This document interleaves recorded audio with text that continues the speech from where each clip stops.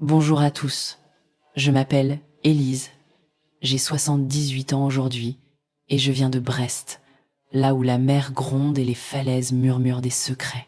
Mon histoire commence par un cri étouffé, celui de mon bébé arraché de mes bras dans une chambre d'hôpital froide. C'est l'histoire d'une perte qui m'a brisée, mais aussi d'une quête qui m'a reconstruite. Avant de commencer, prenez un café, asseyez-vous et dites-moi dans les commentaires de quelle région de France vous m'écoutez. Likez cette vidéo et abonnez-vous à ma chaîne, car vos cœurs portent mes mots jusqu'au bout. Nous sommes en 1967, à Brest, dans une Bretagne battue par les vents. Les quais sentaient le sel et le poisson, les rues résonnaient des cloches de l'église Saint-Louis et des chansons de marins. J'avais 17 ans, des cheveux blonds tressés et des rêves simples, devenir couturière, comme ma grand-mère, et coudre des robes pour les fêtes de la Saint-Yves. J'étais la fille d'un docker et d'une lingère, une famille modeste du quartier de Recouvrance. À 16 ans, lors d'une kermesse au port, j'ai rencontré Yann, un apprenti marin de 19 ans, avec des yeux bleus comme l'océan et des promesses d'amour éternel. Il m'a offert une crêpe au sucre, m'a fait danser au son d'un biniou. J'étais amoureuse, naïve, éblouie. Mais l'amour des jeunes filles est fragile. En mars 1967, j'ai découvert que j'étais enceinte. Yann, terrifié, a disparu en mer, me laissant seule avec mon secret. Ma mère, une femme pieuse, a pleuré de honte. Mon père, rouge de colère, a crié « Tu nous déshonores ». À Brest, une fille mère était une tache sur l'honneur familial. Ils ont décidé que je devais cacher ma grossesse, accoucher en secret et donner l'enfant à une famille respectable. J'ai supplié, pleuré, mais leur regard était dur comme les rochers de la côte. « C'est pour ton bien, Élise », disait-il. En juillet 1967, ils m'ont envoyée dans un couvent à Morlaix, tenu par des sœurs de la Charité. Les murs étaient gris, l'air sentait l'encens et la cire. On m'a donné une robe informe, un lit étroit et des ordres, prier, travailler, me taire. Les autres filles, comme moi, portaient leur honte en silence, leur ventre rond caché sous des tabliers. Je cousais des vêtements pour les pauvres, mes doigts saignant sur les aiguilles, pendant mon bébé grandissait en moi. Chaque nuit, je caressais mon ventre, murmurant « Je t'aimerai toujours, quoi qu'il fasse ». Le jour de l'accouchement, en octobre 1967, est gravé dans mon cœur comme une cicatrice. Dans une salle blanche, sous une lumière crue, j'ai donné naissance à une fille, ma petite Anne. Elle avait des cheveux noirs, fins comme des plumes, et un cri si doux qu'il m'a brisé. Je l'ai tenue quelques secondes, sentant sa chaleur contre ma peau, avant qu'une sœur ne l'arrache. « Elle ira dans une bonne famille », a-t-elle dit, sans me regarder. J'ai hurlé, griffé l'air, mais la porte s'est refermée. J'étais vide, un coquillage donné sur la grève. De retour à Brest, ma famille m'a traitée comme une étrangère. « Oublie ça, Élise, reprends ta vie », disait ma mère. Mais comment oublier un morceau de son âme? Les voisins chuchotaient, les amis m'évitaient. J'étais une paria, une fille sans honneur.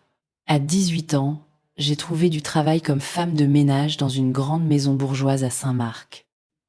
Les patrons, un notaire et sa femme, me traitaient comme une ombre. Je frottais leur parquet, lavais leurs rideaux en lin, pendant que leur rire résonnait à l'étal. Chaque sou gagné était une goutte d'espoir. Un jour, je retrouverai Anne. Le pire était l'incertitude. Où était-elle? Était-elle heureuse? Savait-elle que sa mère l'aimait? Chaque nuit, je pleurais dans ma chambre sous les toits, serrant un bout de tissu que j'avais cousu pour elle, un carré blanc brodé d'une étoile. Ma famille, lassée de mes larmes, m'a tourné le dos. « Arrête de remuer le passé », disait mon père. J'étais seule, avec pour seule compagnie la mer qui grondait au loin et mes souvenirs d'Anne. En 1969, une lueur a percé l'obscurité. Une lettre est arrivée, glissée sous ma porte par une main inconnue. L'écriture était fine, tremblante. « Élise, votre fille est à Rennes, adoptée par une famille de médecins. Je ne peux en dire plus. Une sœur. Mon cœur s'est arrêté. Était-ce vrai? Était-ce un piège? » La lettre n'avait pas de signature, mais elle était mon seul espoir. Cette sœur, une des nonnes du couvent, avait risqué tout pour m'aider. Pourquoi? Je ne le saurais jamais, mais cette lettre a rallumé une flamme en moi. Je devais trouver Anne, mais comment? Je n'avais ni argent, ni éducation, ni pouvoir. À Brest, une femme comme moi n'avait pas de voix.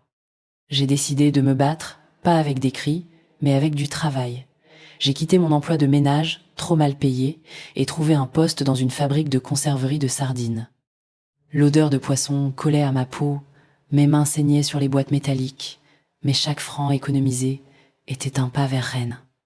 Je dormais peu, cousant la nuit pour vendre des mouchoirs brodés au marché de la place Guérin.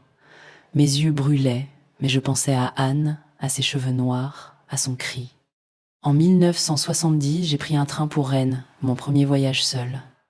La ville était immense, ses rues pleines de vie, mais je me sentais perdue.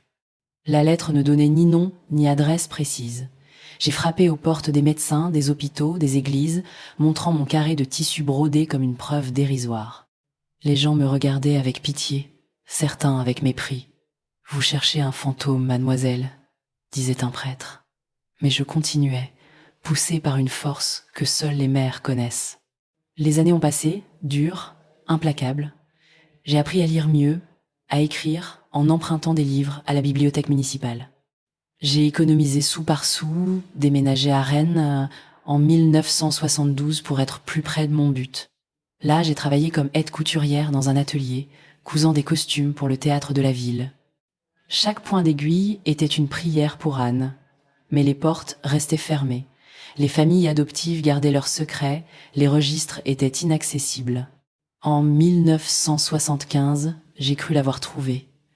Une fillette de 8 ans, vue dans un parc, avec des cheveux noirs et un rire qui me rappelait son cri. Mais sa mère adoptive, une femme froide, m'a chassée. Ne revenez jamais, a-t-elle dit. J'ai pleuré toute la nuit, pensant que j'avais perdu Anne pour toujours. Pourtant, je n'ai pas abandonné. En 1980, une nouvelle piste est apparue. Une ancienne infirmière de l'hôpital de Morlaix, rencontrée par hasard dans un café à Rennes, m'a parlé d'un registre secret tenu par les sœurs. Elle m'a donné un nom, docteur. Le Gall, le médecin qui avait organisé l'adoption d'Anne. Mon cœur battait à tout rompre. J'ai écrit à ce médecin, puis à sa femme, puis à leur avocat, des lettres désespérées, maladroites. Enfin, en 1987, après 20 ans de quête, une réponse est arrivée, une lettre signée Anne Le Gall, ma fille, aujourd'hui âgée de 20 ans. Nous nous sommes rencontrés dans un petit café près de la Vilaine, à Rennes. Anne était belle, avec des cheveux noirs bouclés, des yeux gris et une timidité qui me rappelait la mienne. Elle savait qu'elle était adoptée, mais pas les détails. Je lui ai montré le carré de tissu brodé, mes larmes tombant sur la table.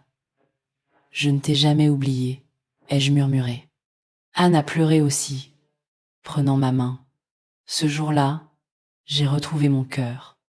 Anne avait grandi dans une famille aisée, mais distante. Elle étudiait la littérature, rêvait d'écrire. Nous avons appris à nous connaître, doucement, comme deux âmes blessées. Elle ne m'appelait pas maman, mais Élise, et c'était assez.